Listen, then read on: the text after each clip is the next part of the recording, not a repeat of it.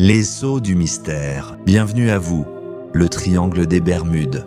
Est-ce un mythe, un mystère ou bien une réalité? Et où les marins murmurent le mot « malédiction ». Il existe sur notre planète un lieu où la mer semble avaler tout ce qui s'y aventure. Une zone immense, perdue au cœur de l'Atlantique, entre Miami, Porto Rico et les Bermudes. Un triangle invisible qui aurait englouti plus d'une centaine de bateaux et une vingtaine d'avions depuis la Seconde Guerre mondiale, qui s'y aventurent. Un endroit où les boussoles perdent la tête, où les avions disparaissent sans laisser de traces. Mais que se passe-t-il vraiment là-bas? Est-ce une malédiction, un phénomène naturel ou quelque chose de plus?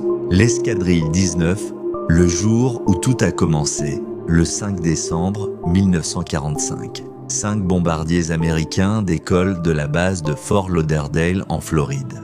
L'escadrille numéro 19. 15 hommes à bord. Une simple mission d'entraînement, une routine. À sa tête, le lieutenant Charles Taylor, pilote expérimenté. Le ciel est clair, la mer calme, mais quelques heures plus tard, tout bascule. Les compas s'affolent. Les pilotes ne savent plus où ils sont. Taylor, paniqué, envoie ce message radio resté célèbre. On dirait qu'on rentre dans les eaux troubles. Nous sommes complètement perdus. La base perd le contact. 2 avions de secours sont envoyés. L'un explose en vol, l'autre ne revient jamais. 27 hommes, 6 avions, disparus. Aucun débris, aucune trace. Le triangle des Bermudes vient de naître, l'enquête impossible. Pendant des semaines, l'armée fouille l'Atlantique. Rien, pas un indice. L'enquête officielle conclut à une erreur de navigation. Mais pour le grand public, cette explication ne suffit pas. Dès les années 1950, journalistes et écrivains s'emparent de l'affaire. Les disparitions se multiplient. Bateaux de pêche, avions civils, yachts de luxe, tous semblent se volatiliser dans cette même région.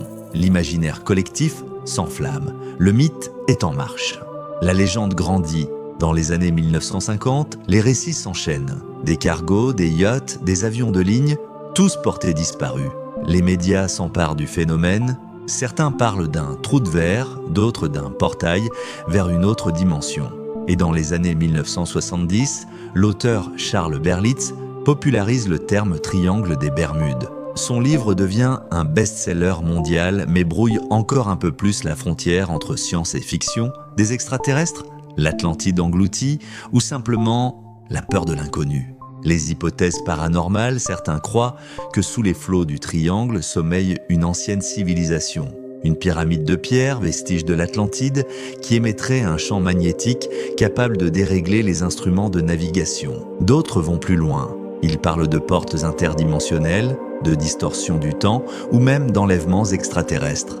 Dans les années 80, ces théories enflamment la télévision et la culture populaire. Films, romans, documentaires, le triangle devient une star, un mystère qui fascine autant qu'il effraie. Les scientifiques s'enquêtent face à la folie collective, les scientifiques décident d'enquêter. Et leurs conclusions sont bien plus rationnelles. Le triangle se situe en plein cœur de l'allée des ouragans. Chaque année, des cyclones d'une puissance extrême frappent cette zone. Des vents à plus de 250 km/h, des vagues de 30 mètres de haut, des tempêtes si soudaines que même les pilotes les plus expérimentés n'ont pas le temps de réagir. Et l'hiver venu, un autre phénomène apparaît, les bombes météorologiques, des tempêtes éclairs qui se forment en quelques minutes. Le Gulf Stream, ce courant chaud, amplifie encore la violence des éléments. Mélangez tout cela, et vous obtenez un piège invisible capable d'avaler navires et avions en quelques instants.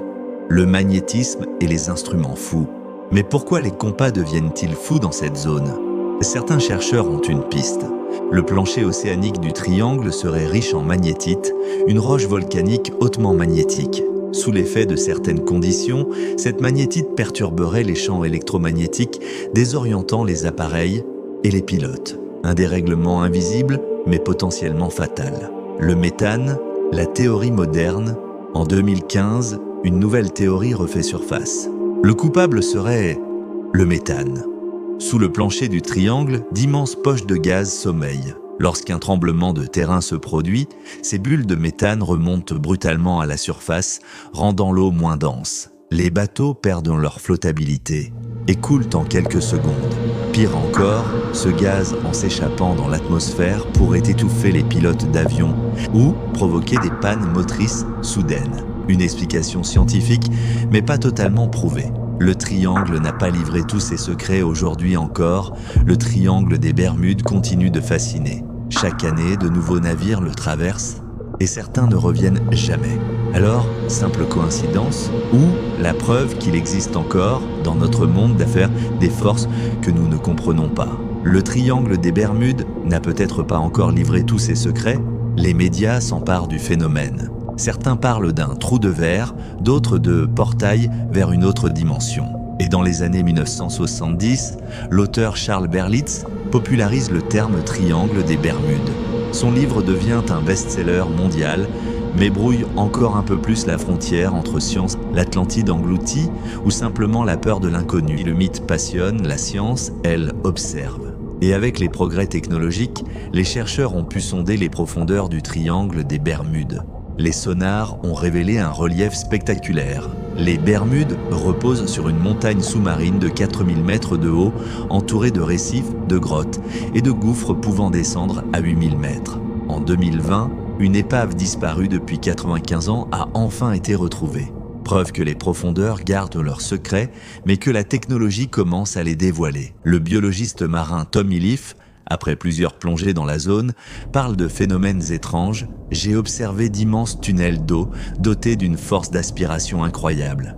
Ces tourbillons, formés par des poches d'air et des roches calcaires, pourraient piéger les navires les plus lourds. Les scientifiques appellent ça la théorie des tourbières. Dans certaines zones, les bulles de méthane qui se déchappent du fond marin réduisent de la densité de l'SO.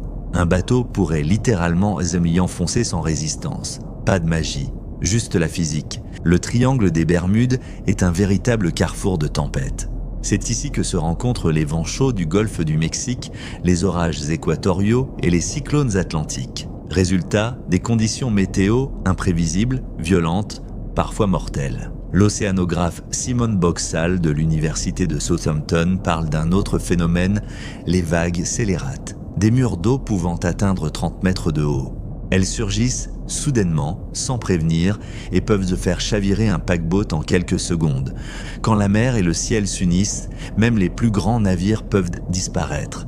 Au fil des décennies, la science a démystifié bien des disparitions, des pannes de carburant ou des conditions météo extrêmes. Le triangle des Bermudes n'est pas plus dangereux statistiquement que d'autres zones océaniques très fréquentées.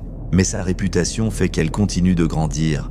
Et parce que entre l'explication rationnelle et l'histoire qui fait rêver, notre cœur balance toujours. Si la science nous offre aujourd'hui des réponses crédibles, le mystère, lui, persiste. Peut-être parce qu'il nous rappelle à quel point l'océan garde encore ses secrets. Et qu'au fond, nous avons besoin de croire qu'il existe encore des zones d'ombre.